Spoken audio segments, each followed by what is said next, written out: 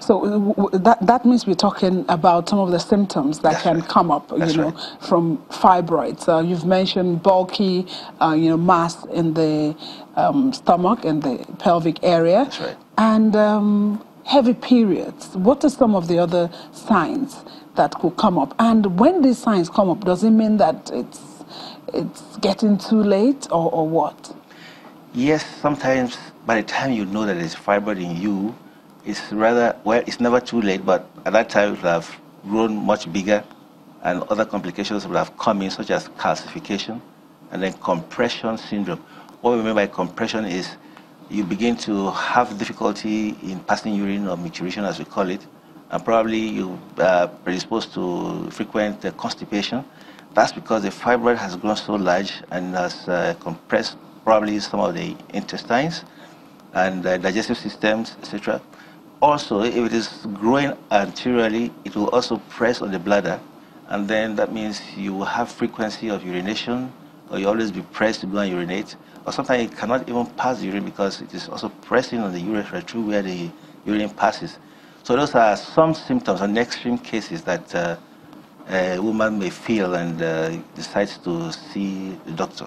And I hear back pain is also part of it. Yes, back pain is also part of it, yes. So if a woman is having a back pain, you may just think, oh, perhaps it's something else. Would there be time for you to go, check out, yourself?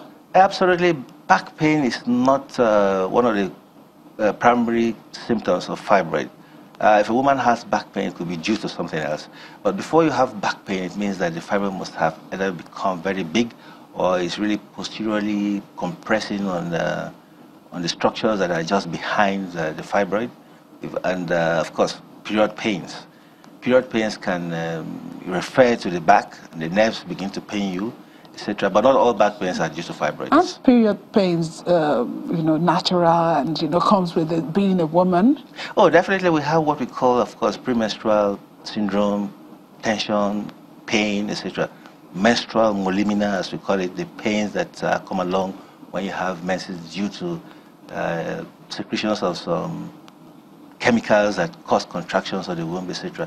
That is natural. So how with this if you particular have fibroid, pain?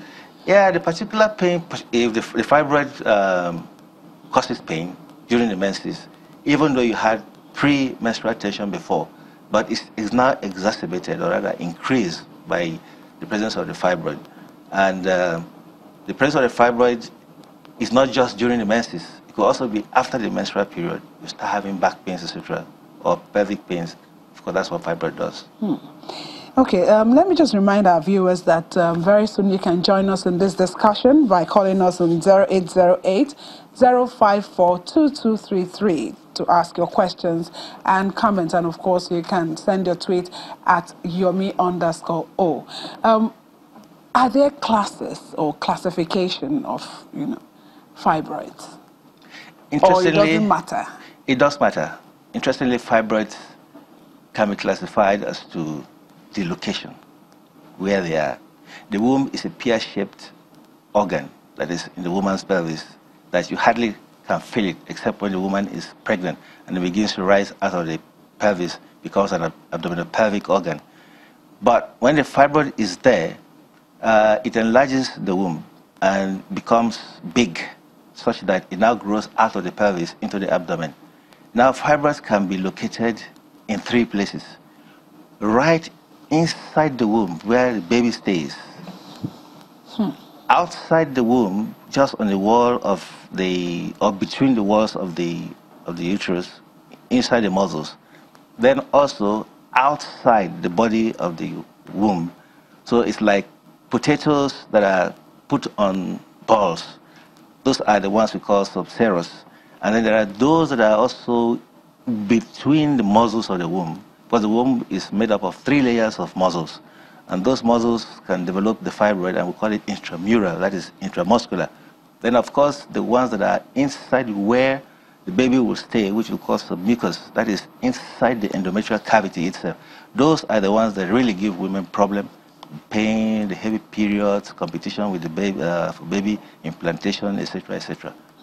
So all of this can be diagnosed through pelvic examination, ultrasound, and the likes? Yes, pelvic examination will tell you more about the fibroids that are located on the outside and in the muscles, but usually it's through some imaging, ultrasound scan, MRI, or whatever kind of images that you do that will tell you exactly where the fibroids are located, particularly the mucous ones, that is the ones that are inside the womb itself. So through images, ultrasound and some other X-rays, HSGs, etc., will tell you exactly where the fibroids are located. Okay. We'll still talk more about fibroids and fertility or infertility, but can fibroids grow, the tumor grow into cancer? Well, in rare cases, it could grow into cancer. Very, very rare cases that fibroids will turn into cancer. Very, very rare cases, but they do. Why would they turn into cancer? Well, that's what we call sarcomatous change. It's a kind of... That's some big word there. It's a kind of the changes that occurs in the cells of the fibroid, because fibroids are fibromuscular tissues. That means fibrous tissue that develops. Now, the origin of cancer, we don't know, but it is when the cells begin to change, kind of mitosis or meiosis or whatever you call it, changes, then turns into cancer.